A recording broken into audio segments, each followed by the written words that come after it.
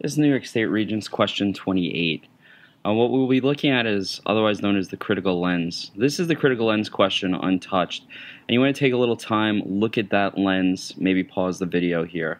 In the next frame, what you're going to see is the important parts of the critical lens, which I'll go through with you piece by piece by piece so you can understand. The first two things it's going to tell you is you must discuss two works of literature. That means two full-length works. You cannot use poems, songs, or anything like that.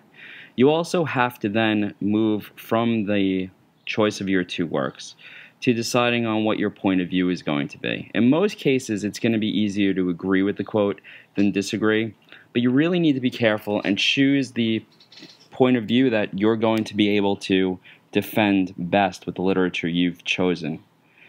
Next, you've got to choose at least two specific literary elements from each work. Yes, you can repeat the elements for each work, but that's it. You cannot use the same element twice in a work. It has to be two elements for each individual work that you're going to be dealing with. Now, here's the real heart of it, which is defining the quote. Remember, you need to interpret this quote in an original manner. You want to avoid cliches or sayings, and take your interpretation one word at a time and just try and simplify the quote.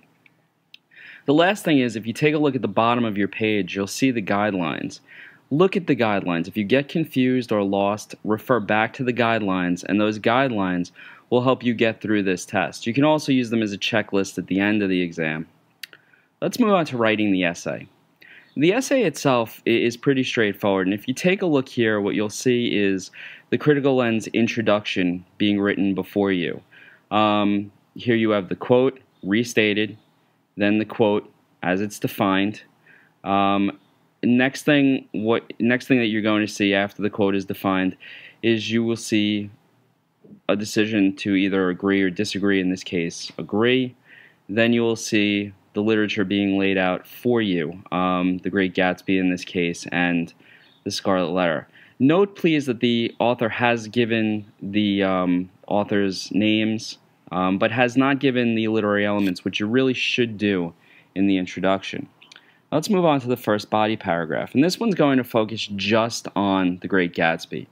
And you'll see here that the writer is actually making sure to explain his or her point of view in regards to The Great Gatsby, and making sure that when this test is over, the grader will be able to look at it and see that, you know, the writer knew The Great Gatsby well and was able to tie The Great Gatsby into the critical lens. Once again, I'm not loving the way this person chooses not to, overtly include the literary elements. When you write yours, you should make sure that you overtly mention the literary elements in the paragraph. Now, once this is done, again, you'll see the essay as it's built from the intro to the first body paragraph. And it's well put together. It works pretty well. And if you look at it, you'll notice it covers everything that it's supposed to cover. It's just that I would prefer to see the literary elements as stated outright. Here we go into paragraph 3.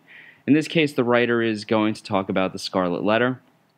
Again, go into characterization and thematical aspects of the work, but not mention it outright. Again, a mistake I think that this particular writer is using, this particular writer is making by not going into detail and just stating outright, these are the literary elements I'm using. But again, lays out what work he or she is using, gives the author, goes into detail about the character, goes into detail about the thematic ideas that he or she is writing about. It's a good, solid paragraph. And I do want you to pay attention and take a look and notice that this particular writer was also correcting as he or she went. And this is what that third paragraph should look like. Again, if you want to pause here, take a look at it, go ahead. Let's go on to the conclusion. The conclusion is going to be very short, very to the point. The whole idea is just to tie up your essay and make sure that once you tie that essay up, you have tied both works of literature back to the critical lens. And as you look at this last paragraph, you see a sort of restatement of the lens, restatement of who they were talking about, of who the writer was talking about, and it works quite well. Last but not least, and I really want to reiterate this, proofread your essay. Make sure you go back over your essay, make sure you take some time with that, and make sure that you avoid simple, innocent mistakes. And that's really the entire critical lens in about 5 minutes. Thanks and good luck.